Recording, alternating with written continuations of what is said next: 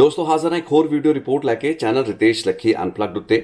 ਮੇਰੀ ਅੱਜ ਦੀ ਇਸ ਵੀਡੀਓ ਰਿਪੋਰਟ ਵਿੱਚ ਇੱਕ ਵਾਰ ਫੇਰ ਮੈਂ ਗੱਲਬਾਤ ਕਰਨੀ ਹੈ ਗੁਰਬਾਣੀ ਦੇ ਪ੍ਰਸਾਰਣ ਦੇ ਵਿਵਾਦਿਤ ਵਿਸ਼ੇ ਉੱਤੇ। ਗੁਰਬਾਣੀ ਦਾ ਲਾਈਵ ਟੈਲੀਕਾਸਟ ਜਿਸ ਦੇ ਅਖਤਿਆਰ ਰਾਈਟਸ 23 ਜੁਲਾਈ ਤੱਕ ਪੀਟੀਸੀ ਚੈਨਲ ਜੋ ਕਿ ਸੁਖਬੀਰ ਸਿੰਘ ਬਾਦਲ ਦਾ ਚੈਨਲ ਹੈ ਉਸ ਕੋਲ ਹੈਗੇ ਨੇ, ਤੇ 23 ਜੁਲਾਈ ਤੋਂ ਬਾਅਦ ਇਸ ਪ੍ਰਸਾਰਣ ਨੂੰ ਕੌਣ ਕਰੇਗਾ, ਕੀ ਭਵਿੱਖ ਦੀ ਰੂਪਰੇਖਾ ਹੋਏਗੀ, ਇਸ ਨੂੰ ਲੈ ਕੇ ਇੱਕ ਲੰਬਾ ਚੌੜਾ ਵਿਵਾਦ ਜੋ ਕਿ ਇੱਕ ਸਿਆਸੀ ਤੇ ਪੰਥਕ ਹਲਕਿਆਂ ਦਾ ਵਿਵਾਦ ਬਣ ਚੁੱਕਾ ਹੈ, ਉਸ ਨੂੰ ਆਪਾਂ ਬੀਤੇ ਕੁਝ ਹਫ਼ਤਿਆਂ ਦੌਰਾਨ ਪੰਜਾਬ ਵਿਧਾਨ ਸਭਾ ਤੋਂ ਲੈ ਕੇ ਸ਼੍ਰੋਮਣੀ ਗੁਰਦੁਆਰਾ ਪ੍ਰਬੰਧਕ ਕਮੇਟੀ ਦੇ ਹੰਗਾਮੀ ਇਜਲਾਸਾਂ ਦੇ ਵਿੱਚ ਚਰਚਾ ਦੇ ਵਿੱਚ ਆਉਂਦਿਆਂ ਹੋਇਆਂ ਵੇਖਿਆ। ਤੋਂ ਇਸ ਵਿਸ਼ੇ ਦੇ ਉੱਤੇ ਬੀਤੇ 1 ਸਾਲ ਤੋਂ ਮੈਂ ਕਈ ਵੀਡੀਓਜ਼ ਬਣਾ ਚੁੱਕਾ ਹਾਂ। ਆਪਣੀ ਪਿਛਲੀ ਕੁਝ ਵੀਡੀਓਜ਼ ਦੇ ਵਿੱਚ ਮੈਂ ਉਹ ਹੱਲ ਵੀ ਦੱਸੇ ਸਨ, ਸਮਾਧਾਨ ਦੱਸੇ ਸਨ ਕਿ ਕਿਸ ਤਰੀਕੇ ਦੇ ਨਾਲ SGPC ਗੁਰਬਾਣੀ ਦੇ ਪ੍ਰਸਾਰਣ ਦੇ ਅਖਤਿਆਰ, ਹੱਕ ਤੇ ਉਹਦਾ ਪੂਰਾ ਦਾ ਪੂਰਾ ਪ੍ਰੋਸੈਸ, ਪ੍ਰਕਿਰਿਆ ਜਿਹੜੀ ਹੈ ਉਸ ਨੂੰ ਆਪਣੇ ਹੱਥ ਵਿੱਚ ਲੈ ਸਕਦੀ ਹੈ, ਉਸ ਦੀ ਪ੍ਰੋਡਕਸ਼ਨ ਤੋਂ ਲੈ ਕੇ ਉਸ ਦੀ ਬੀਮਿੰਗ ਤੱਕ, ਤੇ ਇਵੈਂਚੁਅਲੀ ਫਾਈਨਲੀ ਇੱਕ ਸੈਟੇਲਾਈਟ ਚੈਨਲ ਜੋ ਕਿ SGPC ਨੂੰ ਖੋਲ੍ਹਣ ਦੀ ਲੋੜ ਹੈ। ਅੱਜ ਇਸ ਵਿਸ਼ੇ ਉੱਤੇ ਗੱਲਬਾਤ ਕਰਨ ਦੀ ਦੁਬਾਰਾ ਲੋੜ ਮੈਨੂੰ ਇਸ ਵਾਸਤੇ ਵੀ ਮਹਿਸੂਸ ਹੋਈ ਕਿਉਂਕਿ ਪਿਛਲੇ ਦਿਨਾਂ ਜਿਹੜਾ ਇੱਕ ਇਜਲਾਸ ਹੋਇਆ SGPC ਦਾ, ਉਸ ਵਿੱਚ ਬਹੁਤ ਸੇ SGPC ਮੈਂਬਰਾਂ ਨੇ YouTube ਤੇ Facebook ਵਰਗੇ ਸੋਸ਼ਲ ਮੀਡੀਆ ਪਲੇਟਫਾਰਮਸ ਉੱਤੇ ਚੈਨਲ ਨੂੰ ਖੋਲ੍ਹ ਕੇ, ਯਾਨੀ ਕਿ ਗੁਰਬਾਣੀ ਦੇ ਪ੍ਰਸਾਰਣ ਨੂੰ ਸ਼ੁਰੂ ਕਰਕੇ ਇਸ ਸਮੱਸਿਆ ਦੇ ਇੱਕ ਹੱਲ ਦੇਣ ਦੀ ਕੋਸ਼ਿਸ਼ਾਂ ਕੀਤੀਆਂ। ਬੀਬੀ ਕਿਰਨਜੋਤ ਕੌਰ ਵਰਗੇ ਤੇ ਹੋਰ ਬਹੁਤ ਸੇ ਐਸੇ SGPC ਮੈਂਬਰ, ਇੱਕ ਦਿਨ ਪਹਿਲਾਂ ਹੀ ਅਜਿਹੀ ਜਾਣਕਾਰੀ ਮਿਲਦੀ ਪਈ ਹੈ SGPC ਦੇ ਪ੍ਰਧਾਨ ਵੱਲੋਂ ਕਿ YouTube ਦਾ ਜਿਹੜਾ ਇੱਕ ਚੈਨਲ ਹੈ ਉਸ ਦੇ ਉੱਤੇ ਗੁਰਬਾਣੀ ਦੇ ਪ੍ਰਸਾਰਣ ਦੀ ਪ੍ਰਕਿਰਿਆ ਤੇ ਪੂਰਾ ਦਾ ਪੂਰਾ ਪ੍ਰੋਸੈਸ ਆਪਣੇ ਹੱਥ ਵਿੱਚ SGPC ਲੈਣ ਜਾ ਰਹੀ ਹੈ। ਹੁਣ YouTube ਚੈਨਲ ਜਿਹੜਾ SGPC ਦਾ ਕੁਝ ਮਹੀਨੇ ਪਹਿਲਾਂ ਖੁੱਲ੍ਹ ਚੁੱਕਾ ਸੀ, ਜਦੋਂ ਸਾਬਕਾ ਅਕਾਲ ਤਖਤ ਦੇ ਜਿਹੜੇ ਜਥੇਦਾਰ ਸਨ ਗਿਆਨੀ ਹਰਪ੍ਰੀਤ ਸਿੰਘ, ਉਹਨਾਂ ਨੇ ਕੁਝ ਮਹੀਨੇ ਪਹਿਲਾਂ ਇੱਕ ਕਾਲ ਦਿੱਤੀ ਸੀ ਕਿ ਗੁਰਬਾਣੀ ਦਾ ਪ੍ਰਸਾਰਣ ਜਿਹੜਾ ਹੈ ਉਹ SGPC ਖੁਦ ਕਰੇ। ਉਸ ਤੋਂ ਬਾਅਦ ਇੱਕ YouTube ਚੈਨਲ ਖੁੱਲ੍ਹਦਾ ਹੈ, ਲੇਕਿਨ ਇਸ YouTube ਚੈਨਲ ਦੇ ਉੱਤੇ ਜਿਹੜੀ ਬੀਮ ਯਾਨੀ ਕਿ ਜਿਹੜੀ ਪ੍ਰੋਡਕਸ਼ਨ ਹੋ ਰਹੀ ਸੀ ਗੁਰਬਾਣੀ ਦੀ, ਜਿਹੜੀਆਂ ਟੀਮਾਂ, ਜਿਹੜੇ ਕਰੂਜ਼ ਕੰਮ ਕਰਦੇ ਪਏ ਸਨ, ਉਹ PTC ਦੇ ਹੀ ਕਰੂ ਕੰਮ ਕਰਦੇ ਪਏ ਸਨ, ਯਾਨੀ ਕਿ PTC ਕੰਪਨੀ ਵੱਲੋਂ ਹਾਇਰ ਕੀਤੇ ਹੋਏ ਕਰੂ ਕੰਮ ਕਰਦੇ ਪਏ ਸਨ। ਅੱਜ ਵੀ ਉਹੀ ਕਰੂ ਕੰਮ ਕਰਦੇ ਪਏ ਨੇ, PTC ਚੈਨਲ ਨੂੰ ਵੀ ਉਹੀ ਬੀਮ ਦਿੱਤੀ ਜਾ ਰਹੀ ਸੀ ਤੇ ਉਸੇ ਬੀਮ ਨੂੰ YouTube ਚੈਨਲ ਦੇ ਉੱਤੇ ਪ੍ਰਸਾਰਿਤ ਕੀਤਾ ਜਾ ਰਿਹਾ ਸੀ। ਸੋ ਚੈਨਲ ਤਾਂ ਉਹ SGPC ਦਾ ਪਹਿਲਾਂ ਹੀ ਖੁੱਲ੍ਹਿਆ ਹੋਇਆ YouTube ਦਾ, ਲੇਕਿਨ ਜਿਹੜੀ ਬੀਮਿੰਗ ਹੈ ਜਾਂ ਜਿਹੜੀ ਪ੍ਰੋਡਕਸ਼ਨ ਹੈ 23 ਜੁਲਾਈ ਤੋਂ ਬਾਅਦ ਜੇ PTC ਨੂੰ ਇਸ ਪੂਰੇ ਦੇ ਪੂਰੇ ਪ੍ਰਸਾਰਣ ਚੋਂ ਪੁੱਲ ਕਰ ਲਿਆ ਜਾਂਦਾ ਹੈ ਤਾਂ ਉਹ ਜਿਹੜੇ ਕਰੂਜ਼ ਹੈਗੇ ਨੇ, ਜਿਹੜੀਆਂ ਟੀਮਾਂ ਹੈਗੀਆਂ ਨੇ, ਉਹ ਕਿਸੇ ਨਾ ਕਿਸੇ ਹੋਰ ਕੰਪਨੀ ਵਜੋਂ ਹਾਇਰ ਕੀਤੀਆਂ ਜਾਣਗੀਆਂ ਤੇ ਫਿਰ ਉਸ ਤੋਂ ਬਾਅਦ ਉਹ ਜਿਹੜੀ ਬੀਮ, ਜਿਸ ਦਾ ਮੈਂ ਵੀ ਜ਼ਿਕਰ ਆਪਣੀ ਬੀਤੀ ਰਿਪੋਰਟ ਵਿੱਚ ਕੀਤਾ ਸੀ, ਉਹ ਇਸੇ YouTube ਚੈਨਲ ਜੋ ਕਿ SGPC ਦਾ ਹੈ ਉਸ ਉੱਤੇ ਪ੍ਰਸਾਰਣ ਲਈ ਦਿੱਤੀ ਜਾ ਸਕੇਗੀ। ਹੁਣ ਜਿਹੜਾ ਵਿਸ਼ਾ ਅੱਜ ਦੀ ਇਸ ਰਿਪੋਰਟ ਦੇ ਵਿੱਚ ਮੈਂ ਚਰਚਾ ਦੇ ਵਿੱਚ ਲਿਆਉਣਾ ਹਾਂ ਕਿ ਬੀਬੀ ਕਿਰਨਜੋਤ ਕੌਰ ਤੇ ਈਵਨ ਗੁਰਚਰਨ ਸਿੰਘ ਗਰੇਵਾਲ ਨੂੰ ਮੈਂ ਇੱਕ ਦਿਨ ਪਹਿਲਾਂ ਸੁਣ ਰਿਹਾ ਸੀ, ਉਹਨਾਂ ਨੇ ਕਿਹਾ ਕਿ ਹੁਣ ਅਸੀਂ YouTube ਤੇ ਚੈਨਲ ਆਪਣਾ ਖੋਲ੍ਹਣ ਜਾ ਰਹੇ ਹਾਂ, Facebook ਤੇ ਵੀ ਚੈਨਲ ਸ਼ਾਇਦ ਖੁੱਲ੍ਹਣ ਜਾ ਰਿਹਾ ਹੈ, ਲੇਕਿਨ ਇਹ ਚੀਜ਼ ਦਿਮਾਗ ਦੇ ਵਿੱਚ SGPC ਦੇ ਮੈਂਬਰਾਂ ਨੂੰ ਬਿਠਾਉਣ ਦੀ ਲੋੜ ਹੈ। SGPC ਦੇ ਪ੍ਰਧਾਨ ਤੇ ਪੂਰੀ ਦੀ ਪੂਰੀ ਸਮੁੱਚੀ ਲੀਡਰਸ਼ਿਪ, ਸਿਰਫ SGPC ਨਹੀਂ ਬਲਕਿ ਪੰਥਕ ਹਲਕਿਆਂ ਦੇ ਦਿਮਾਗ ਦੇ ਵਿੱਚ ਇਹ ਗੱਲ ਬੈਠਣੀ ਅੱਜ ਬਹੁਤ ਜ਼ਿਆਦਾ ਜ਼ਰੂਰੀ ਹੈ ਕਿ ਇਹ ਜਿਹੜੇ YouTube ਤੇ Facebook ਚੈਨਲ ਨੇ, ਇਹ ਨਿੱਜੀ ਅਦਾਰਿਆਂ ਦੇ ਚੈਨਲ ਨੇ। ਮਾਰਕ ਜ਼ੁਕਰਬਰਗ ਦੀ ਕੰਪਨੀ Facebook ਨੂੰ ਓਨ ਕਰਦੀ ਪਈ ਹੈ ਤੇ YouTube ਨੂੰ Google ਓਨ ਕਰਦਾ ਹੈ। ਉਸ ਦੀ ਵੀ ਆਪਣੀ ਇੱਕ ਵਿਵਸਥਾ ਹੈਗੀ ਹੈ। ਉਹ ਤੁਹਾਡਾ ਪਲੇਟਫਾਰਮ ਜ਼ਰੂਰ ਹੁੰਦਾ ਹੈ, ਲੇਕਿਨ ਤੁਸੀਂ ਉਸ ਦੀ ਮਲਕੀਅਤ ਹਾਸਲ ਨਹੀਂ ਕਰਦੇ ਹੋ। ਆਪਣੇ ਪਲੇਟਫਾਰਮ ਨੂੰ ਕੋਈ ਵੀ ਕੰਟੈਂਟ ਰੱਖਣ ਲਈ, ਉਸ ਨੂੰ ਲਾਈਵ ਬੀਮ ਕਰਨ ਦੀ ਇਜਾਜ਼ਤ ਜਿਹੜਾ ਹੈ ਉਹ YouTube ਜਾਂ Facebook ਵਰਗੇ ਪਲੇਟਫਾਰਮ ਤੁਹਾਨੂੰ ਦਿੰਦੇ ਨੇ, ਤੇ ਇਹ ਸੋਸ਼ਲ ਮੀਡੀਆ ਦੇ ਪਲੇਟਫਾਰਮ ਹੈਗੇ ਨੇ। ਭਾਰਤ ਦੇ ਵਿੱਚ ਕਿਸ ਵਕਤ, ਕਿਸ ਸਮੇਂ, ਜਿਵੇਂ ਚੀਨ ਦੀ ਇੱਕ ਐਪ ਸੀ TikTok, ਜਿਸ ਦੇ ਆਧਾਰ ਉੱਤੇ ਬਹੁਤ ਸੇ ਲੋਕ, ਬਹੁਤ ਸੇ ਕੰਟੈਂਟ ਮੇਕਰ ਬਣੇ, ਤੇ ਬਾਅਦ ਦੇ ਵਿੱਚ ਅਚਾਨਕ ਜਿਹੜਾ TikTok ਹੈ ਉਸ ਨੂੰ ਨਾ ਸਿਰਫ ਭਾਰਤ ਵਿੱਚ ਬੈਨ ਕੀਤਾ ਗਿਆ ਬਲਕਿ ਕੈਨੇਡਾ ਜਾਂ ਅਮਰੀਕਾ ਵਰਗੇ ਮੁਲਕਾਂ ਨੇ ਵੀ TikTok ਨੂੰ ਸੀਮਿਤ ਪੱਧਰ ਉੱਤੇ ਉਸ ਦੀ ਰੀਚ ਨੂੰ ਘਟਾਤਾ ਹੈ। ਸੋ ਜਦੋਂ ਵੀ ਸਰਕਾਰ ਦਾ ਰੇੜਕਾ ਇਹਨਾਂ ਪਲੇਟਫਾਰਮਸ ਦੇ ਨਾਲ ਫਸਦਾ ਹੈ, ਕਿਸੇ ਵੀ ਗੱਲਬਾਤ ਨੂੰ ਲੈ ਕੇ ਉਹ ਰੇੜਕਾ ਫਸ ਸਕਦਾ ਹੈ, ਕਿਉਂਕਿ ਅਮਰੀਕਾ ਬੇਸਡ ਕੰਪਨੀ ਹੈਗੀਆਂ ਨੇ, ਵਿਦੇਸ਼ਾਂ ਦੇ ਵਿੱਚ ਬੈਠੇ ਪਲੇਟਫਾਰਮਸ ਹੈਗੇ ਨੇ। ਉਹਨਾਂ ਸਥਿਤੀਆਂ ਦੇ ਵਿੱਚ ਗੁਰਬਾਣੀ ਦੇ ਪ੍ਰਸਾਰਣ ਦਾ ਭਵਿੱਖ ਕੀ ਹੋਏਗਾ, ਇਹ ਇੱਕ ਬਹੁਤ ਵੱਡਾ ਸਵਾਲ ਹੈ।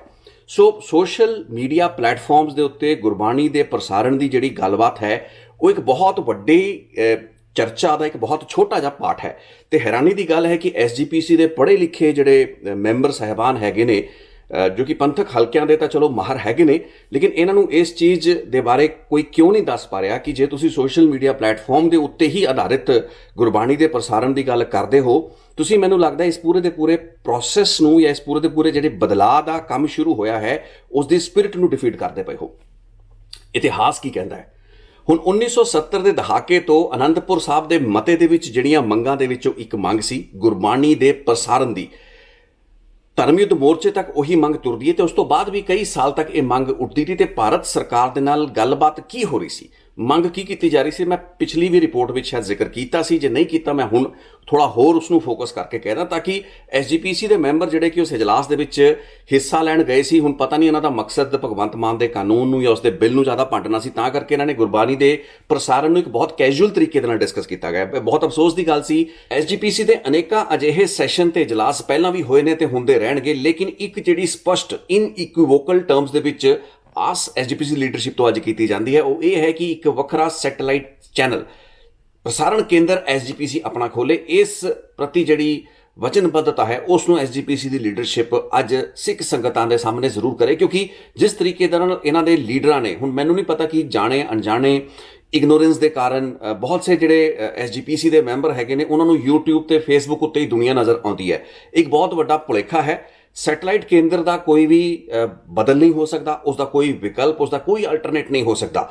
ਗੁਰਬਾਣੀ ਦਾ ਪ੍ਰਸਾਰਣ ਇਹ ਡਿਜ਼ਰਵ ਕਰਦਾ ਹੈ ਕਿ ਇੱਕ ਪ੍ਰੋਪਰ ਸੈਟੇਲਾਈਟ ਜਿਸ ਦੀ ਕੁਆਲਿਟੀ ਵੀ ਬਹੁਤ ਬਿਹਤਰ ਹੋਵੇ, ਜਿਸ ਨੂੰ ਭਾਰਤ ਸਰਕਾਰ ਤੋਂ ਇੱਕ ਲਾਇਸੈਂਸ ਲੈ ਕੇ, ਜਿਸ ਤਰੀਕੇ ਦੇ ਨਾਲ ਹੋਰ ਦੇਖੋ ਤਮਾਮ ਹੋਰ ਅਜਿਹੇ ਧਰਮ ਨੇ ਜਿਨ੍ਹਾਂ ਦੇ ਇੰਨੇ ਚੈਨਲ ਚੱਲਦੇ ਨੇ, ਉਹਨਾਂ ਦੇ ਉੱਤੇ ਕੀਰਤਨ ਹੋਣ, ਕੋਈ ਕਿਸੇ ਕਿਸਮ ਦਾ ਪਾਠ ਹੋਵੇ, ਕੋਈ ਕਿਸਮ ਦੇ ਜਿਹੜੇ ਧਾਰਮਿਕ ਸਮਾਗਮ ਹੋਣ, ਉਹ ਦਿਨ ਰਾਤ ਚੱਲਦੇ ਨੇ। ਐਸਜੀਪੀਸੀ ਜੋ ਕਿ ਇੱਕ ਐਡਾ ਵੱਡਾ ਅਦਾਰਾ ਹੈ ਜਿਸ ਦੇ ਆਪਰੇਸ਼ਨ ਕਿੰਨੇ ਰਾਜਾਂ ਦੇ ਵਿੱਚ ਦੁਨੀਆ ਭਰ ਦੇ ਵਿੱਚ ਫੈਲੇ ਹੋਏ ਨੇ, ਜਿਨ੍ਹਾਂ ਨੇ ਐਡਾ ਵੱਡਾ ਧਰਮ ਪ੍ਰਚਾਰ ਦਾ ਕੰਮ ਇਨਫੈਕਟ ਪੂਰੀ ਦੀ ਪੂਰੀ ਜ਼ਿੰਮੇਵਾਰੀ ਆਪਣੇ ਉੱਤੇ ਚੁੱਕੀ ਹੋਈ ਹੈ, ਸੋ ਉਸ ਅਦਾਰੇ ਨੂੰ ਇੱਕ ਸੈਟੇਲਾਈਟ ਚੈਨਲ ਖੋਲ੍ਹਣਾ ਉਸ ਦੇ ਲਈ ਕੋਈ ਔਖਾ ਕੰਮ ਨਹੀਂ।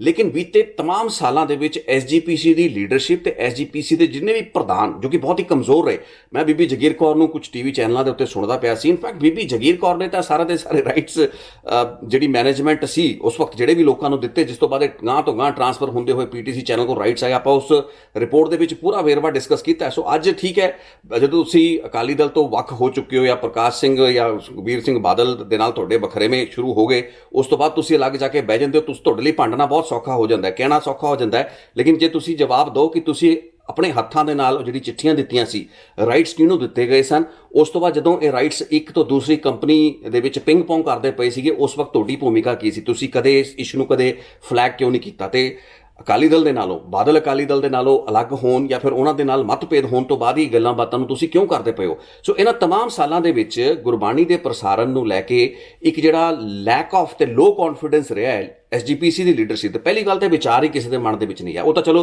ਹੁਣ 23 ਜੁਲਾਈ ਨੂੰ ਕੰਟਰੈਕਟ ਖਤਮ ਹੋਣਾ ਤੇ ਗੱਲਾਂ ਬਾਤਾਂ ਉੱਠ ਗਈਆਂ। ਭਗਵੰਤ ਮਾਨ ਜੇ ਇਸ ਬਿੱਲ ਨੂੰ ਨਾ ਲੈ ਕੇ ਆਂਦੇ ਵਿਧਾਨ ਸਭਾ ਦੇ ਵਿੱਚ, ਜੋ ਕਿ ਇੱਕ ਆਪਣੇ ਆਪ ਵਿੱਚ ਇੱਕ ਮਿਸਕਨਸੀਵ ਤੇ ਇੱਕ ਬਹੁਤ ਹੀ ਨੁਕਸਾਨ ਕਰ ਦੇਣ ਵਾਲਾ ਬਿੱਲ ਹੈ, ਸਿਰਫ ਗੁਰਬਾਣੀ ਦੇ ਪ੍ਰਸਾਰਣ ਦੇ ਸੀਮਿਤ ਸੰਦਰਭ ਦੇ ਵਿੱਚ ਉਸ ਬਿੱਲ ਨੂੰ ਆਪਾਂ ਨਾ ਦੇਖੀਏ, ਨਾ ਗੱਲ ਕਰੀਏ, ਮੈਂ ਪਹਿਲਾਂ ਉਸ ਉੱਤੇ ਵੇਰਵੇ ਸਹਿਤ ਗੱਲ ਕੀਤੀ ਹੈ। ਸੋ ਉਸ ਬਿੱਲ ਦੇ ਆਪਣੇ ਨੁਕਸਾਨ ਹੈਗੇ ਨੇ, ਨੁਕਸ ਹੈਗੇ ਨੇ। ਲੇਕਿਨ ਜੇ ਆਪਾਂ ਗੁਰਬਾਣੀ ਪ੍ਰਸਾਰਣ ਦੀ ਗੱਲ ਕਰੀਏ ਤਾਂ ਐਸਜੀਪੀਸੀ ਦੀ ਲੀਡਰਸ਼ਿਪ ਨੂੰ ਸ਼ੁਰੂ ਤੋਂ ਹੀ, ਐਸਜੀਪੀਸੀ ਦੀ ਮੈਨੇਜਮੈਂਟ ਦੀ, ਅੱਜ ਦੇ ਪ੍ਰਧਾਨਾਂ ਨੂੰ ਵੀ ਇੱਕ ਡਰਾਵੇ ਦੇ ਵਿੱਚ ਰੱਖਿਆ ਗਿਆ ਕਿ ਤੁਸੀਂ ਤਾਂ ਕੋਈ ਚੈਨਲ ਖੜਾ ਨਹੀਂ ਕਰ ਸਕਦੇ। ਮੈਂ ਪਹਿਲਾਂ ਵੀ ਆਪਣੀ ਪਿਛਲੀ ਰਿਪੋਰਟ ਵਿੱਚ ਸਪਸ਼ਟ ਕੀਤਾ ਸੀ ਕਿ ਇਸ ਚੀਜ਼ ਦਾ ਮੁਗਾਲਤਾ ਕਿਸੇ ਨੂੰ ਨਹੀਂ ਹੋਣਾ ਚਾਹੀਦਾ ਕਿ ਐਸਜੀਪੀਸੀ ਇੱਕ ਸੈਟੇਲਾਈਟ ਚੈਨਲ ਨਹੀਂ ਚਲਾ ਸਕਦੀ। ਇਨਫੈਕਟ ਐਸਜੀਪੀਸੀ ਨੇ ਸੈਟੇਲਾਈਟ ਚੈਨਲ ਨਹੀਂ ਚਲਾਉਣਾ, ਇੱਕ ਪ੍ਰੋਫੈਸ਼ਨਲ ਟੀਮ ਉਹਨਾਂ ਹੀ ਮਿਆਰਾਂ ਤੇ ਉਸ ਤੋਂ ਵੀ ਬੈਟਰ ਮਿਆਰਾਂ ਦੇ ਉੱਤੇ ਉਸ ਨੂੰ ਚਲਾਏਗੀ। ਜੇ ਪੀਟੀਸੀ ਚੈਨਲ ਤੇ ਰਵਿੰਦਰ ਨਾਰਾਇਣ ਨੇ ਕੰਮ, ਇਹ ਸੇਵਾ ਜੋ ਕਿ ਉਹ ਹੱਥ ਜੋੜ ਕੇ ਕਹਿੰਦੇ ਨੇ ਕਿ ਸੇਵਾ ਨੂੰ ਇੰਨੇ ਸਾਲਾਂ ਤੋਂ ਕਰਦੇ ਆਏ ਨੇ, ਤਾਂ ਇਹ ਸੇਵਾ ਨੂੰ ਭਵਿੱਖ ਦੇ ਵਿੱਚ ਕੋਈ ਵੀ ਜਿਹੜਾ ਚੰਗਾ ਪ੍ਰੋਫੈਸ਼ਨਲ ਹੈ ਐਸਜੀਪੀਸੀ ਦੇ ਮਾਰਗਦਰਸ਼ਨ ਹੇਠ ਕਰ ਸਕਦਾ ਹੈ, ਇਸ ਦੇ ਵਿੱਚ ਕੋਈ ਦੋ ਰਾਮਾ ਨਹੀਂ। ਲੇਕਿਨ ਜਿਸ ਤਰੀਕੇ ਦੇ ਨਾਲ ਆਪਣੀ ਡਿਮਾਂਡ ਨੂੰ ਹੀ ਲੋ ਕਰ ਲਿਆ ਜਾਂਦਾ ਤੇ ਇਹ ਇੱਕ ਤਰਾਸਦੀ ਰਹੀ ਹੈਗੀ ਹੈ ਇਸ ਲੀਡਰਸ਼ਿਪ ਦੀ। ਮੈਂ ਇਸ ਪੰਥਕ ਲੀਡਰਸ਼ਿਪ ਦੀ ਇਸ ਨੂੰ ਟ੍ਰੈਜੇਡੀ ਕਹਾਂਗਾ ਕਿ ਇਹਨਾਂ ਨੂੰ ਆਪਣੇ ਜਿਹੜੇ ਅਸਲ ਅਖਤਿਆਰ ਹੈ ਉਹਨਾਂ ਨੂੰ ਕਲੇਮ ਕਰਨ ਦੇ ਪੱਖੋਂ ਬਹੁਤ ਘਾਟ ਰਹੀ ਹੈ। ਇਹਨਾਂ ਦੀ ਡਿਮਾਂਡਸ ਹੀ ਬੜੀਆਂ ਛੋਟੀਆਂ ਰਹੀਆਂ ਨੇ। ਅੱਜ ਐਸਜੀਪੀਸੀ ਦੇ ਜਿਹੜੇ ਮੈਂਬਰ YouTube ਚੈਨਲਾਂ ਦੀ ਤੇ ਫੇਸਬੁੱਕਾਂ ਦੀ ਗੱਲ ਕਰਦੇ ਪਏ ਨੇ, ਉਹਨਾਂ ਨੂੰ ਇਹ ਨਹੀਂ ਪਤਾ ਕਿ ਇਹ YouTube ਤੇ Facebook ਚੈਨਲ ਵੀ ਠੀਕ ਉਸੇ ਤਰੀਕੇ ਨਾਲ ਪ੍ਰਾਈਵੇਟ ਅਦਾਰਿਆਂ ਦੇ ਹੱਥਾਂ ਦੇ ਵਿੱਚ ਨੇ ਜਿਵੇਂ ਕਿ ਪੀਟੀਸੀ ਚੈਨਲ। ਸੋ ਜੇ ਤੁਸੀਂ YouTube ਤੇ Facebook ਦੇ ਉੱਤੇ ਗੁਰਬਾਣੀ ਦੇ ਪ੍ਰਸਾਰਣ ਨੂੰ ਇੱਕ ਅਲਟਰਨੇਟ ਮੰਨਦੇ ਪਏ ਹੋ ਤਾਂ ਉਸ ਸਥਿਤੀ ਦੇ ਵਿੱਚ ਤਾਂ ਫਿਰ ਮੈਨੂੰ ਲੱਗਦਾ ਕਿ ਪੀਟੀਸੀ ਜਿਹੜਾ ਪ੍ਰਸਾਰਣ ਕਰ ਰਿਹਾ ਉਹੀ ਬਿਹਤਰ ਹੈ। ਸੋ ਵੱਡਾ ਮਸਲਾ ਹੈਗਾ ਕਿ ਤੁਸੀਂ ਇੱਕ ਸੈਟੇਲਾਈਟ ਚੈਨਲ ਨੂੰ ਖੜਾ ਕਰਨਾ ਹੈ। ਐਸਜੀਪੀਸੀ ਤੁਰੰਤ ਇਸ ਚੀਜ਼ ਦਾ ਐਲਾਨ ਕਰੇ ਕਿ ਇੱਕ ਸੈਟੇਲਾਈਟ ਚੈਨਲ ਉਹ ਲਾਂਚ ਕਰਨਗੇ। ਉਸ ਤੋਂ ਪਹਿਲਾਂ ਜਿੰਨਾ ਵੀ ਸਮਾਂ ਲੱਗੇਗਾ, ਚਾਹੇ ਉਸ ਦੇ ਵਿੱਚ 1 ਮਹੀਨਾ ਲੱਗੇ, ਦੇਖੋ ਇਹ 23 ਜੁਲਾਈ ਦੀ ਡੈਡਲਾਈਨ ਪੀਟੀਸੀ ਦੇ ਕੰਟਰੈਕਟ ਖਤਮ ਹੋਣ ਦੀ ਡੈਡਲਾਈਨ ਹੈ, ਲੇਕਿਨ ਇਹ ਕੋਈ ਅਜਿਹੀ ਡੈਡਲਾਈਨ ਨਹੀਂ ਹੈ ਜਿਸ ਨੂੰ ਕਿ ਮੀਟ ਕਰਨਾ ਹੀ ਕਰਨਾ ਹੈ ਟੂ ਦਾ ਐਕਸਟੈਂਟ ਕਿ ਤੁਸੀਂ ਗੁਰਬਾਣੀ ਦਾ ਜਿਹੜਾ ਪ੍ਰਸਾਰਣ ਹੈ ਉਸ ਨੂੰ ਇਮੀਡੀਏਟਲੀ ਸ਼ੁਰੂ ਕਰ ਦੇਣਾ ਹੈ। ਇਨਫੈਕਟ ਪੀਟੀਸੀ ਨੂੰ ਵੀ ਕਿਹਾ ਜਾ ਸਕਦਾ ਕਿ ਅਗਲੇ 2 ਜਾਂ 3 ਮਹੀਨੇ ਤੁਸੀਂ ਆਰਜ਼ੀ ਤੌਰ ਦੇ ਉੱਤੇ ਇਸ ਸੈਟੇਲਾਈਟ ਪ੍ਰਸਾਰਣ ਨੂੰ ਕੰਟੀਨਿਊ ਰੱਖੋ, ਤਦ ਤੱਕ ਐਸਜੀਪੀਸੀ ਆਪਣਾ ਸੈਟੇਲਾਈਟ ਚੈਨਲ तय करे, डिसाइड करे, लेकिन एक स्पष्ट तरीक होवे जिस दिन तो SGPC ਦਾ ਆਪਣਾ ਸੈਟੇਲਾਈਟ ਚੈਨਲ ਸ਼ੁਰੂ ਹੋਣਾ ਹੋਵੇ। ਇਸ ਲਈ ਜਿੰਨੀ ਚਾਰਾਜ਼ੋਈ ਜਿੰਨੀ ਛੇਤੀ ਤੋਂ ਛੇਤੀ ਕਰਨ ਦੀ ਲੋੜ ਹੈ ਤੇ ਆਈ ਐਮ ਸ਼ੋਰ ਕਿ ਭਾਰਤ ਸਰਕਾਰ ministry of information and broadcasting ਤੋਂ ਲੈ ਕੇ ਹਰ ਕਿਸਮ ਦੀ ਜਿਹੜੀ ਕਲੀਅਰੈਂਸ ਹੈ ਗੁਰਬਾਣੀ ਦੇ ਪ੍ਰਸਾਰਣ ਲਈ SGPC ਦੇ ਚੈਨਲ ਨੂੰ ਮਿਲਣ ਦੇ ਵਿੱਚ ਕੁਝ ਮਹੀਨੇ ਜਾਂ ਹਫ਼ਤੇ ਨਹੀਂ ਬਲਕਿ ਕੁਝ ਦਿਨਾਂ ਦਾ ਖੇਡ ਹੋਏਗਾ। ਤੁਸੀਂ ਭਾਰਤ ਸਰਕਾਰ ਕੋਲ ਅੱਜ ਵਫਦ ਮਿਲਣ ਜਾਂਦਾ ਪਿਆ ਹੈ। ਮੈਂ ਪੜ੍ਹ ਰਿਹਾ ਸੀਗਾ ਕਿ ਜੀ ਅਮਿਤ ਸ਼ਾਹ ਨੂੰ ਜਾਏਗਾ ਵਫਦ ਮਿਲਣ। ਕਿਸ ਚੀਜ਼ ਦੇ ਉੱਤੇ ਤੁਸੀਂ ਮਿਲਣ ਜਾ ਰਹੇ ਹੋ? ਇੱਕ ਗੁਰਦੁਆਰਾ ਐਕਟ ਦੇ ਉੱਤੇ ਜਿਹੜੀ ਤਰਮੀਮ ਕੀਤੀ ਹੈ ਉਸ ਵਫਦ ਦਾ ਇੱਕ ਮਕਸਦ ਇਹ ਵੀ ਹੋਣਾ ਚਾਹੀਦਾ ਕਿ ਜਾ ਕੇ ਅਮਿਤ ਸ਼ਾਹ ਦੇ ਨਾਲ ਗੱਲ ਕਰਨ, ਦੇਸ਼ ਦੇ I&B ਮਿਨਿਸਟਰ ਦੇ ਨਾਲ ਜਾ ਕੇ ਗੱਲ ਕੀਤੀ ਜਾਏ ਕਿ ਸਾਨੂੰ ਸੈਟੇਲਾਈਟ ਚੈਨਲ ਕੁਝ ਹਫ਼ਤਿਆਂ ਦੇ ਵਿੱਚ ਸ਼ੁਰੂ ਕਰਨ ਦੀ ਇਜਾਜ਼ਤ ਦਿੱਤੀ ਜਾਏ। ਮੈਂ ਤੁਹਾਨੂੰ ਗਾਰੰਟੀ ਦੇ ਕੇ ਕਹਿ ਸਕਦਾ ਕਿ ਭਾਰਤ ਸਰਕਾਰ ਨਾਲ ਤੁਸੀਂ ਗੱਲ ਕਰਕੇ ਦੇਖੋ। 23 ਜੁਲਾਈ ਤੋਂ ਜਿਸ ਦਿਨ ਤੋਂ PTC ਦਾ ਪ੍ਰਸਾਰਣ ਬੰਦ ਹੋਏਗਾ ਜਾਂ PTC ਪੁੱਲ ਬੈਕ ਕਰਦਾ ਹੈ, ਤੁਸੀਂ ਪੂਰੀ ਦੀ ਪੂਰੀ ਪ੍ਰੋਡਕਸ਼ਨ ਤੇ ਬੀਮਿੰਗ ਦੀ ਜ਼ਿੰਮੇਵਾਰੀ ਉਸ ਤੋਂ ਪਹਿਲਾਂ ਲੈ ਹੀ ਲੈਣੀ ਹੈ। ਤੁਹਾਨੂੰ ਉਸ ਦਿਨ ਤੋਂ ਇੱਕ ਸ਼ੁਰੂ ਚੈਨਲ ਵੀ ਮਿਲ ਸਕਦਾ ਹੈ। ਇਸ ਦੇ ਵਿੱਚ ਕੋਈ ਰੌਕਟ ਸਾਇੰਸ ਨਹੀਂ ਹੈ, ਲੇਕਿਨ ਇਤਫਾਕ ਇਹ ਹੈ ਕਿ ਸਾਡੇ ਮੈਂਬਰਾਂ ਦੀ ਜਿਹੜੀਆਂ ਡਿਮਾਂਡਸ ਹੋ ਰਹੀਆਂ ਨੇ SGPC ਦੇ ਮੈਂਬਰਾਂ ਦੀ, ਉਹਨਾਂ ਨੇ ਆਪਣੇ ਆਪ ਨੂੰ YouTube ਬੜੀ ਵੱਡੀ ਇਸ ਖਬਰ ਨੂੰ ਪ੍ਰਚਾਰ ਦੇ ਰੂਪ ਵਿੱਚ ਦਰਸਾਇਆ ਜਾ ਰਿਹਾ ਕਿ SGPC ਆਪਣਾ YouTube ਚੈਨਲ ਸ਼ੁਰੂ ਕਰਨ ਜਾ ਰਹੀ ਹੈ। YouTube ਚੈਨਲ ਤਾਂ ਤੁਹਾਡਾ ਪਹਿਲਾਂ ਚੱਲਦਾ ਪਿਆ ਹੈ, ਤੁਸੀਂ ਸਿਰਫ ਉਹਦੇ ਪ੍ਰੋਡਕਸ਼ਨ ਤੇ ਬੀਮਿੰਗ ਦਾ ਜਿਹੜਾ ਪੂਰਾ ਪੈਰਾਫਰਨੇਲੀਆ ਹੈ ਉਸ ਨੂੰ ਟੇਕ ਓਵਰ ਕਰੋਗੇ, ਆਪਣੀਆਂ ਟੀਮਾਂ ਬਿਠਾਓਗੇ, PTC ਦੇ ਜਿਹੜੇ ਨੁਮਾਇੰਦੇ ਉੱਥੇ ਬੈਠੇ ਨੇ ਉਹਨਾਂ ਨੂੰ ਹਟਾਓਗੇ। ਇਹ ਸਾਰੀਆਂ ਚੀਜ਼ਾਂ ਕਰਨਾ ਕੋਈ ਅਸਲ ਕਾਰਵਾਈ ਨਹੀਂ ਹੈ। ਅਸਲ ਬਦਲ ਜੇ ਤੁਸੀਂ ਦੇਣਾ ਹੈ ਤੁਹਾਨੂੰ ਇੱਕ ਸੈਟੇਲਾਈਟ ਚੈਨਲ ਸ਼ੁਰੂ ਕਰਨਾ ਪੈਣਾ ਹੈ। ਇਸ ਚੀਜ਼ ਦਾ ਰਸਮੀ ਐਲਾਨ SGPC ਦੇ ਪ੍ਰਧਾਨ ਕਿਉਂ ਨਹੀਂ ਕਰਦੇ ਪਏ ਨੇ, ਇਹ ਆਪਣੇ ਆਪ ਦੇ ਵਿੱਚ ਸਵਾਲ ਹੈ। ਤੁਸੀਂ YouTube ਦੇ ਉੱਤੇ, ਤੁਸੀਂ Facebook ਦੇ ਉੱਤੇ ਚੈਨਲ ਆਪਣਾ ਪ੍ਰਸਾਰਣ ਸ਼ੁਰੂ ਕਰੋਗੇ। PTC ਚੈਨਲ ਦੇ ਜਿਹੜੇ ਮੈਨੇਜਿੰਗ ਡਾਇਰੈਕਟਰ ਹੈਗੇ ਨੇ, ਪ੍ਰੈਜ਼ੀਡੈਂਟ ਹੈਗੇ ਨੇ, ਉਹਨਾਂ ਨੇ ਪਹਿਲਾਂ ਚਿੱਠੀਆਂ ਲਿਖਣੀਆਂ ਸ਼ੁਰੂ ਕਰਤੀਆਂ ਕਿ ਪਹਿਲਾਂ ਵੀ ਜਿਹੜੀ SGPC ਵੱਲੋਂ YouTube ਤੇ ਸਟ੍ਰੀਮਿੰਗ ਸ਼ੁਰੂ ਕੀਤੀ ਗਈ ਹੈ ਉਸ ਦੀ ਦੁਰਵਰਤੋਂ ਹੋ ਰਹੀ ਹੈ।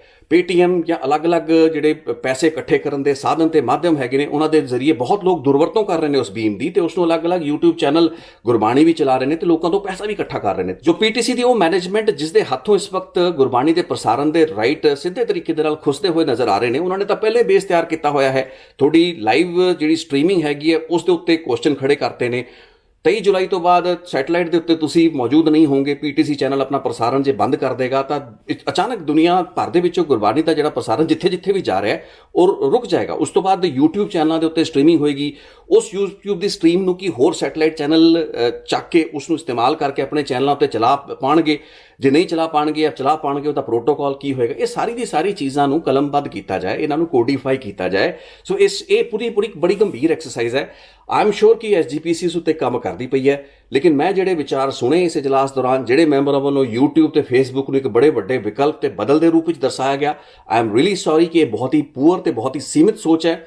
ਜੇ ਤੁਸੀਂ ਸੈਟੇਲਾਈਟ ਚੈਨਲ ਨਹੀਂ ਸ਼ੁਰੂ ਕਰ ਸਕਦੇ ਗੁਰਬਾਣੀ ਦੇ ਪ੍ਰਸਾਰਣ ਲਈ, ਮੈਨੂੰ ਲੱਗਦਾ ਕਿ SGPC ਦੀ ਪੂਰੀ ਮੁਕੰਮਲ ਲੀਡਰਸ਼ਿਪ ਤੇ ਉਸਦੇ ਮੈਂਬਰਾਂ ਨੂੰ ਆਪਣੇ ਅਹੁਦਿਆਂ ਤੇ ਰਹਿਣ ਦਾ ਕੋਈ ਹੱਕ ਨਹੀਂ। ਸੋ ਗੁਰਬਾਣੀ ਦਾ ਪ੍ਰਸਾਰਣ, ਗੁਰਬਾਣੀ ਦਾ ਜਿਹੜਾ ਟਰਾਂਸਮਿਸ਼ਨ ਹੈ ਉਸ ਦਾ ਇੱਕ ਟਰਾਂਸਮਿਟਰ ਦਰਬਾਰ ਸਾਹਿਬ ਤੋਂ ਲਾਏ ਜਾਣਾ ਇੱਕ ਪੁਰਾਣੀ ਰਵਾਇਤੀ ਇਤਿਹਾਸਕ ਮੰਗ ਹੈ। ਉਸ ਨੂੰ ਪੂਰਾ ਕਰਨ ਦਾ ਸਮਾਂ ਹੁਣ ਆ ਚੁੱਕਾ ਹੈ। ਇਸ ਵਕਤ ਕੇਂਦਰ ਸਰਕਾਰ ਤੁਹਾਡੇ ਹੱਕ ਵਿੱਚ ਹੋਏਗੀ। ਇਸ ਵਕਤ ਸਾਰੀਆਂ ਤਾਕਤਾਂ ਤੁਹਾਡੇ ਹੱਕ ਵਿੱਚ ਹੈ, accept for I don't know ਕਿ ਤੁਹਾਡੀ ਆਪਣੀ ਜਿਹੜੀ ਪਾਰਟੀ ਹੈ ਸ਼੍ਰੋਮਣੀ ਅਕਾਲੀ ਦਲ, ਜਿਸ ਨੂੰ ਇੱਕ ਅਜਿਹਾ ਪ੍ਰਧਾਨ ਲੀਡ ਕਰ ਰਿਹਾ ਜਿਸ ਦਾ ਆਪਣਾ ਚੈਨਲ। ਹੁਣ ਇੱਥੇ ਇੱਕ ਜਿਹੜਾ ਮੂਲ ਸਵਾਲ ਖੜਾ ਹੁੰਦਾ ਅਕਾਲੀ ਦਲ ਦੇ ਪ੍ਰਧਾਨ ਦੇ ਸੰਦਰਭ ਵਿੱਚ ਵੀ ਖੜਾ ਹੁੰਦਾ ਹੈ। ਸੁਖਬੀਰ ਸਿੰਘ ਬਾਦਲ ਜਿਨ੍ਹਾਂ ਦਾ ਆਪਣਾ ਚੈਨਲ ਆਪਣੀ ਕੰਪਨੀ ਦੇ ਹੱਥੋਂ ਗੁਰਬਾਣੀ ਦੇ ਪ੍ਰਸਾਰਣ ਦੇ ਰਾਈਟ 23 ਜੁਲਾਈ ਤੋਂ ਬਾਅਦ ਖੁੱਸ ਜਾਣਗੇ। ਕੀ ਅਕਾਲੀ ਦਲ ਦਾ ਪ੍ਰਧਾਨ SGPC ਨੂੰ ਲੀਡ ਕਰ ਪਾਏਗਾ, ਉਸ ਦਾ ਮਾਰਗਦਰਸ਼ਨ ਕਰ ਪਾਏਗਾ? ਆਪਣੇ ਵਪਾਰਕ ਤੇ ਨਿੱਜੀ ਹਿੱਤਾਂ ਦੇ ਲਈ ਚੈਨਲਾਂ ਨੂੰ ਬਹੁਤ ਹੀ ਕਾਮਯਾਬੀ ਦੇ ਨਾਲ ਚਲਾਉਣ ਵਾਲੇ ਸੁਖਬੀਰ ਸਿੰਘ ਬਾਦਲ ਕੀ SGPC ਦੀ ਲੀਡਰਸ਼ਿਪ ਨੂੰ ਵੀ ਉਨੇ ਹੀ ਬੈਟਰ ਤਰੀਕੇ ਦੇ ਨਾਲ ਗਾਈਡ ਕਰਕੇ ਇੱਕ ਸੈਟੇਲਾਈਟ ਚੈਨਲ ਖੁਲਵਾਉਣ ਦੇ ਵਿੱਚ ਉਸ ਦੀ ਮਦਦ ਕਰਨਗੇ? ਇੱਥੇ ਮੈਨੂੰ ਇਹ ਪ੍ਰਤੀਤ ਹੋ ਰਿਹਾ ਕਿ ਅਕਾਲੀ ਦਲ ਦੇ ਪ੍ਰਧਾਨ ਆਪਣੇ ਵਪਾਰਕ ਮੁਫਾਦਾਂ ਤੋਂ ਉੱਠ ਕੇ ਪਾਰਟੀ ਨੂੰ, ਇੱਕ ਪੰਥਕ ਪਾਰਟੀ ਨੂੰ, SGPC ਦੀ ਲੀਡਰਸ਼ਿਪ ਨੂੰ ਜੇ ਉਹ ਡਾਇਰੈਕਸ਼ਨ ਅੱਜ ਦੇਣ ਤਾਂ ਉਹਨਾਂ ਲਈ ਜ਼ਿਆਦਾ ਬਿਹਤਰ ਹੋਏਗਾ, ਉਹਨਾਂ ਦੇ ਅਕਸ ਲਈ ਵੀ ਜ਼ਿਆਦਾ ਬਿਹਤਰ ਹੋਏਗਾ। ਉਹ ਜਿਹੜੀ ਤੌਹਮਤ ਉਹਨਾਂ ਦੇ ਉੱਤੇ ਹਮੇਸ਼ਾ ਲੱਗਦੀ ਆਈ ਹੈ ਗੁਰਬਾਣੀ ਦੇ ਪ੍ਰਸਾਰਣ ਨੂੰ ਆਪਣੇ ਵਿਅਕਤੀਗਤ ਤੇ ਵਪਾਰਕ ਮੁਫਾਦਾਂ ਲਈ ਵਰਤਣ ਦੀ, ਉਹ ਵੀ ਦੂਰ ਹੋਏਗੀ। ਤੇ ਇਸ ਦੇ ਨਾਲ ਹੀ ਉਹ ਚਿਰਾਂ ਤੋਂ, ਕਈ ਦਹਾਕਿਆਂ ਤੋਂ ਲਟਕਦੀ ਆ ਰਹੀ ਮੰਗ ਜੋ ਕਿ ਗੁਰਬਾਣੀ ਦੇ ਟਰਾਂਸਮਿਸ਼ਨ ਦੇ ਨਾਲ ਜੁੜੀ ਹੋਈ ਹੈ, ਉਹ ਵੀ ਪੂਰੀ ਹੋ ਪਾਏਗੀ। ਸੋ ਬਿਨਾਂ ਕਿਸੇ ਸ਼ਰਤ ਦੇ, ਬਿਨਾਂ ਕਿਸੇ ਸੰਸ਼ੇ ਦੇ ਤੇ ਬਿਨਾਂ ਕਿਸੇ ਕੰਡੀਸ਼ਨ ਦੇ SGPC ਦੀ ਲੀਡਰਸ਼ਿਪ ਹੁਣ ਤਾਂ ਦਿਨ ਰਾਤ ਇੱਕ ਕਰਦੇ ਇੱਕ ਸੈਟੇਲਾਈਟ ਚੈਨਲ ਨੂੰ ਖੋਲ੍ਹਣ ਲਈ। ਠੀਕ ਹੈ, ਬਾਕੀ ਸਾਰੇ ਜਿਹੜੇ ਤੀਸਰੇ ਚੌਥੇ ਵਿਕਲਪ ਦੀ ਮੈਂ ਵੀ ਗੱਲ ਕੀਤੀ ਸੀ ਉਹ ਸਾਰੀ ਆਪਣੀ ਥਾਂ ਤੇ ਸੀ, ਲੇਕਿਨ ਉਹ ਇੱਕ ਟਾਈਮ ਬਾਉਂਡ ਯਾਨੀ ਕਿ ਕੁਝ ਸਮੇਂ ਦੇ ਲਈ ਫॉर द टाइम ਬੀਇੰਗ ਕੁਝ ਅਜਿਹੇ ਮੈਜਰ ਹੋ ਸਕਦੇ ਨੇ ਜੋ ਕਿ ਤੁਸੀਂ ਇਸ ਪੂਰੇ ਦੇ ਪੂਰੇ ਬੜੇ ਹੀ ਫੈਲੇ ਹੋਏ ਕੰਪਲੈਕਸ ਜਿਹੜਾ ਆਪਰੇਸ਼ਨ ਹੈ ਉਸ ਦੇ ਵਿੱਚ ਕੱਲਾ ਗੁਰਬਾਣੀ ਦਾ ਪ੍ਰਸਾਰਣ ਜਾਂ ਟਰਾਂਸਮਿਸ਼ਨ ਨਹੀਂ ਹੈ, ਬਲਕਿ ਉਸ ਦੀ ਡਿਸਟ੍ਰੀਬਿਊਸ਼ਨ ਵੀ ਹੈ। ਉਹ ਟਾਈ ਅਪ ਜਿਹੜੇ ਕਿ ਪੀਟੀਸੀ ਨੇ ਦੁਨੀਆ ਭਰ ਦੇ ਵਿੱਚ ਕੀਤੇ ਹੋਏ ਨੇ। ਸੋ ਇੱਕ ਫੈਲਿਆ ਹੋਇਆ ਕੰਮ ਕਾਜ ਹੈ। ਕੱਲੇ ਜੇ YouTube ਚੈਨਲਾਂ ਉੱਤੇ ਜਾਂ ਫੇਸਬੁੱਕ ਦੇ ਉੱਤੇ ਇੱਕ ਗੁਰਬਾਣੀ ਦੀ ਸਟਰੀਮ ਇੱਕ ਪ੍ਰੋਡਕਸ਼ਨ ਦੇ ਕਰੂ ਦੇ ਜ਼ਰੀਏ ਛੱਡਣਾ ਹੀ ਗੁਰਬਾਣੀ ਦਾ ਲਾਈਵ ਟੈਲੀਕਾਸਟ ਜਿਹੜੇ ਵੀ ਮੈਂਬਰ ਮੰਨਦੇ ਪਏ ਨੇ ਉਹ ਬਹੁਤ ਵੱਡੀ ਗਲਤਫਹਿਮੀ ਦੇ ਵਿੱਚ ਨੇ। Nothing can compare the satellite broadcast of Gurbani which is the due ਇਹ ਬਕਾਇਆ ਹੈ। ਇਹ ਤਾਂ ਗੁਰਬਾਣੀ ਦੇ ਪ੍ਰਸਾਰਣ ਦੇ ਪੱਖੋਂ ਤੁਹਾਨੂੰ ਕਰਨਾ ਹੀ ਪੈਣਾ ਹੈ। This is the minimum that you could do. ਠੀਕ ਹੈ, ਉਸ ਨੂੰ ਹੋਰ ਬਿਹਤਰ ਉਸ ਦੀ ਕੁਆਲਿਟੀ ਨੂੰ ਹੋਰ ਕਿਵੇਂ ਇੰਪਰੂਵ ਕਰੋਗੇ ਇਹ ਤਾਂ ਬਾਅਦ ਦੇ ਸਵਾਲ ਹੈਗੇ ਨੇ, ਲੇਕਿਨ ਇੱਕ ਸੈਟੇਲਾਈਟ ਕੇਂਦਰ ਹੋਣਾ ਜ਼ਰੂਰੀ ਹੈ, ਇੱਕ ਸੈਟੇਲਾਈਟ ਚੈਨਲ ਹੋਣਾ ਜ਼ਰੂਰੀ ਹੈ। ਜਿੰਨੀ ਛੇਤੀ ਤੋਂ ਛੇਤੀ SGPC ਦੀ ਲੀਡਰਸ਼ਿਪ ਭਾਰਤ ਸਰਕਾਰ ਦੇ ਨਾਲ ਗੱਲ ਕਰਕੇ ਜਿਹੜੇ ਵੀ ਲਾਇਸੈਂਸ ਉਹਨਾਂ ਨੇ ਲੈਣੇ ਹੈਗੇ ਨੇ ਜਿਸ ਲਈ ਅਪਲਾਈ ਕਰਨਾ, ਮੈਨੂੰ ਲੱਗਦਾ ਕਿ ਇਸ ਲਈ ਜੇ ਨਵਾਂ ਫਰੈਸ਼ ਲਾਇਸੈਂਸ ਲਈ ਵੀ ਅਪਲਾਈ ਕਰਨਗੇ ਉਹਨਾਂ ਨੂੰ ਕੁਝ ਦਿਨਾਂ ਕੁਝ ਹਫ਼ਤਿਆਂ ਦੇ ਵਿੱਚ ਲਾਇਸੈਂਸ ਮਿਲੇਗਾ। ਇਸ ਦੇ ਵਿੱਚ ਕੋਈ ਦੁਵਿਧਾ ਮੈਨੂੰ ਨਹੀਂ ਲੱਗਦਾ ਇਹਨਾਂ ਕੋਲ ਆਉਣੀ ਹੈ। ਸਿਰਫ ਇਹਨਾਂ ਦੀ ਐਫਰਟ ਦੀ ਤੇ ਇਹਨਾਂ ਦੀ ਵਿਲ ਪਾਵਰ ਦੀ ਇੱਥੇ ਇੱਛਾ ਸ਼ਕਤੀ ਦਾ ਸਵਾਲ ਹੈ। ਮੈਨੂੰ ਲੱਗਦਾ ਕਿ ਇੱਛਾ ਸ਼ਕਤੀ ਦੇ ਪੱਖੋਂ ਇੱਕ ਬਹੁਤ ਡਿਫੀਡੈਂਟ, ਜਿਹਨੂੰ ਕਹਿੰਦੇ ਕੌਨਫੀਡੈਂਸ ਜਾਂ ਕੌਨਫੀਡੈਂਟ ਦਾ ਉਲਟਾ ਡਿਫੀਡੈਂਟ, ਕਮਜ਼ੋਰ ਕੌਨਫੀਡੈਂਸ ਦੇ ਨਾਲ ਇਹ ਲੀਡਰਸ਼ਿਪ ਇਸ ਨੂੰ ਇੰਨਿਆਂ ਸਾਲਾਂ ਦੇ ਵਿੱਚ ਪਾਰਟੀ ਦੀ ਜਿਹੜੀ ਏਕਾਧਿਕਾਰ ਹੈ, ਪਰਿਵਾਰ ਦਾ ਏਕਾਧਿਕਾਰ ਬਾਦਲ ਪਰਿਵਾਰ ਦਾ ਰਿਹਾ, ਉਸਨੇ ਲੀਡਰਸ਼ਿਪ ਨੂੰ ਇੰਨਾ ਕੁ ਕਮਜ਼ੋਰ ਕਰਤਾ ਕਿ ਉਹ ਅੱਜ ਇਸ ਤਰੀਕੇ ਦੇ ਫੈਸਲੇ ਜਿਹੜੇ ਕਿ ਮਜ਼ਬੂਤ ਫੈਸਲੇ ਹੋਣੇ ਚਾਹੀਦੇ ਨੇ, ਇੱਥੇ ਜੇ ਗੁਰਚਰਨ ਸਿੰਘ ਟੌੜਾ ਵਰਗੀ ਆ ਅੱਜ ਉਹਨਾਂ ਦੀ ਲੀਡਰਸ਼ਿਪ ਹੁੰਦੀ ਤਾਂ ਇਹ ਫੈਸਲੇ ਲੈਣ ਦੇ ਵਿੱਚ ਮਿੰਟ ਸਕਿੰਟ ਲੱਗਦੇ ਨੇ ਤੇ ਉਸ ਤੋਂ ਬਾਅਦ ਉਹਨਾਂ ਨੂੰ ਐਕਟੀਵੇਟ ਕਰਨ ਦੇ ਲਈ, ਉਹਨਾਂ ਨੂੰ ਐਕਸ਼ਨ ਦੇ ਵਿੱਚ ਲਿਆਉਣ ਦੇ ਵਿੱਚ ਕੁਝ ਹਫ਼ਤੇ ਮਹੀਨੇ ਲੱਗਣਗੇ। ਮੈਂ ਇਹ ਕਹਿ ਰਿਹਾ ਇਸ ਚੀਜ਼ ਦੀ ਜ਼ਿੰਮੇਵਾਰੀ ਦੇ ਨਾਲ ਕਹਿ ਸਕਦਾ ਹਾਂ ਬਤੌਰ ਇੱਕ TV ਦੇ ਬ੍ਰੌਡਕਾਸਟ ਦਾ ਪ੍ਰੋਫੈਸ਼ਨਲ ਹੋਣ ਦੇ ਨਾਤੇ ਕਿ ਜਿੰਨੀ ਵਕਫਾ SGPC ਸੋਚੇਗੀ ਕਿ ਸਾਨੂੰ ਵੱਧ ਤੋਂ ਵੱਧ ਇੰਨਾ ਸਮਾਂ ਲੱਗ ਸਕਦਾ ਹੈ, ਉਸ ਤੋਂ ਕਈ ਗੁਣਾ ਘੱਟ ਸਮੇਂ ਦੇ ਵਿੱਚ ਉਹਨਾਂ ਦਾ ਸੈਟੇਲਾਈਟ ਚੈਨਲ ਨੇ ਸ਼ੁਰੂ ਹੋਣਾ ਹੈ। ਉਹਨੂੰ ਕਲੀਅਰੈਂਸਿਸ ਮਿਲਣੀਆਂ, ਉਹਨੂੰ ਪਰਮਿਸ਼ਨ ਮਿਲਣੀਆਂ। ਬਸ ਇੱਕ ਪ੍ਰੋਫੈਸ਼ਨਲ ਟੀਮ ਦੀ ਲੋੜ ਹੈ, ਇੱਕ ਪ੍ਰੋਫੈਸ਼ਨਲ ਗਾਈਡੈਂਸ ਦੀ ਲੋੜ ਹੈ। ਸੋ ਆਈ ਹੋਪ ਕਿ SGPC ਇਜ਼ ਆਲਰੇਡੀ ਵਰਕਿੰਗ। ਉਹਨਾਂ ਨੂੰ ਬਹੁਤ ਲੋਕਾਂ ਨੇ ਪਹਿਲਾਂ ਵੀ ਅਪਰੋਚ ਕੀਤਾ ਹੈ, ਹੁਣ ਵੀ ਕਰ ਸਕਦੇ ਨੇ। ਸੋ ਗੁਰਬਾਣੀ ਦਾ ਪ੍ਰਸਾਰਣ ਇੱਕ ਸੈਟੇਲਾਈਟ ਚੈਨਲ ਦੇ ਜ਼ਰੀਏ ਹੀ ਹੋਣਾ ਚਾਹੀਦਾ ਹੈ। ਜਿੰਨੀ ਛੇਤੀ ਉਸ ਲਈ ਤੁਸੀਂ ਕੰਮ ਕਰਨੇ ਸ਼ੁਰੂ ਕਰੋਗੇ ਤੇ ਇਸ ਕੇਂਦਰ ਸਰਕਾਰ ਦੇ ਨਾਲ, ਅਮਿਤ ਸ਼ਾਹ ਦੇ ਨਾਲ ਇੱਕ ਮੀਨ ਮੇਖ ਤੇ ਇੱਕ ਗਿਲੇ ਸ਼ਿਕਵੇ ਵਾਲੀ ਜਿਹੜੀ ਤੁਸੀਂ ਮੁਲਾਕਾਤ ਭਗਵੰਤ ਮਾਨ ਤੇ ਗੁਰਦੁਆਰਾ ਐਕਟ ਵਿੱਚ ਤਰਮੀਮ ਦੇ ਸੰਦਰਭ ਵਿੱਚ ਕਰਨੀ ਹੈ, ਉਸ ਬਿੱਲ ਨੂੰ ਤੁਸੀਂ ਵਰਤੋ ਆਪਣੇ ਇੱਕ ਵੱਖਰੇ ਸੈਟੇਲਾਈਟ ਚੈਨਲ ਨੂੰ ਸ਼ੁਰੂ ਕਰਨ ਦੇ ਪੱਖੀ ਜਿਹੜੀ ਕਲੀਅਰੈਂਸਿਸ ਭਾਰਤ ਸਰਕਾਰ ਤੋਂ ਲੈਣੀ ਹੈ ਉਸ ਦੇ ਲਈ ਆਈ ਐਮ ਸ਼ੋਰ ਕਿ ਦੇਸ਼ ਦੀ ਸਰਕਾਰ ਤੁਹਾਡੇ ਲਈ ਨਤਮਸਤਕ ਵੀ ਹੋਏਗੀ, ਸੀਸ ਝੁਕਾ ਕੇ ਉਹ ਤੁਹਾਡੀ ਇਸ ਬੇਨਤੀ ਨੂੰ ਸਵੀਕਾਰ ਵੀ ਕਰਨਗੇ ਤੇ ਤੁਹਾਨੂੰ ਕਲੀਅਰੈਂਸਿਸ, ਤੁਹਾਡੇ ਲਾਇਸੈਂਸਿਸ ਸਭ ਕੁਝ ਮਿਲੇਗਾ। ਤੁਸੀਂ ਆਪਣੀ ਨੀਅਤ ਸਾਫ਼ ਰੱਖੋ, ਆਪਣੀ ਇੱਛਾ ਸ਼ਕਤੀ ਨੂੰ, ਆਪਣੀ ਵਿਲ ਪਾਵਰ ਨੂੰ ਮਜ਼ਬੂਤ ਰੱਖੋ। ਇਸੇ ਨੋਟ ਦੇ ਨਾਲ ਮੈਂ ਇਸ ਰਿਪੋਰਟ ਨੂੰ ਦਿੰਦਾ ਵਿਰਾਮ। ਗੱਲਾਂ ਬਾਤਾਂ ਹੋਰ ਵੀ ਬਹੁਤ ਸੀ, ਰਵਿੰਦਰ ਨਾਰਾਇਣ ਸਾਹਿਬ ਦੇ ਵੀ ਬਹੁਤ ਤਰਕ ਸੁਣੇ ਨੇ, ਬੀਬੀ ਜਗੀਰ ਕੌਰ ਦੇ ਸੰਦਰਭ ਵਿੱਚ ਬਹੁਤ ਅਜਿਹੀਆਂ ਗੱਲਾਂ ਬਾਤਾਂ ਨੇ ਜਿਨ੍ਹਾਂ ਦੇ ਬਾਰੇ ਮੈਂ ਗੱਲ ਕਰਨਾ ਚਾਹੁੰਦਾ, ਲੇਕਿਨ ਜੇ ਕਦੇ ਹੋਰ ਕੋਈ ਵਾਜਬ ਸਮਾਂ ਲੱਗਾ ਤਾਂ ਮੈਂ ਕਰਾਂਗਾ। ਅੱਜ ਦਾ ਮੇਰਾ ਇਸ ਰਿਪੋਰਟ ਨੂੰ ਬਣਾਉਣ ਦਾ ਮਕਸਦ ਤੇ ਸੁਨੇਹਾ ਇਹੀ ਸੀ ਕਿ ਜੋ ਕਰਨ ਵਾਲੀ ਚੀਜ਼ ਹੈ ਉਹੀ ਹੋਏਗੀ। ਉਸ ਤੋਂ ਥੱਲੇ ਦੀਆਂ ਗੱਲਾਂ, ਇੱਧਰ ਉੱਧਰ ਦੀ ਗੱਲਾਂ ਕਰਕੇ ਕੁਝ ਹੱਲ ਨਹੀਂ ਨਿਕਲਣੇ।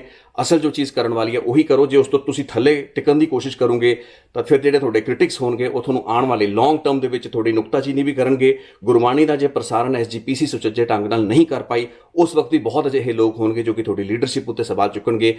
You need not go through all that. ਤੁਸੀਂ ਸਹੀ ਡਿਸੀਜਨ ਲਓ, ਸਹੀ ਫੈਸਲੇ ਲਓ ਤੇ ਬਾਕੀ ਗੁਰੂ ਸਾਹਿਬ ਨੇ ਮਿਹਰ ਕਰਨੀ ਹੈ। ਉਹ ਜਿਹੜਾ ਪ੍ਰੋਸੈਸ ਹੈ ਉਸ ਨੂੰ ਨੇਪਰੇ ਚਾੜਨ ਦਾ ਜ਼ਿੰਮਾ ਗੁਰੂ ਸਾਹਿਬ ਦਾ ਹੈ, ਉਹ ਆਪੀ ਚਾੜ ਦੇਣਗੇ ਜਿਵੇਂ ਅੱਜ ਤੱਕ ਚਾੜਦੇ ਆਏ ਨੇ। ਸੋ ਬਹੁਤ ਬਹੁਤ ਧੰਨਵਾਦ ਇਸ ਰਿਪੋਰਟ ਨੂੰ ਵੇਖਣ ਲਈ। Thank you so much. ਇੱਕ ਹੋਰ ਰਿਪੋਰਟ ਲੈ ਕੇ ਛੇਤੀ ਮਿਲਦੇ ਹਾਂ।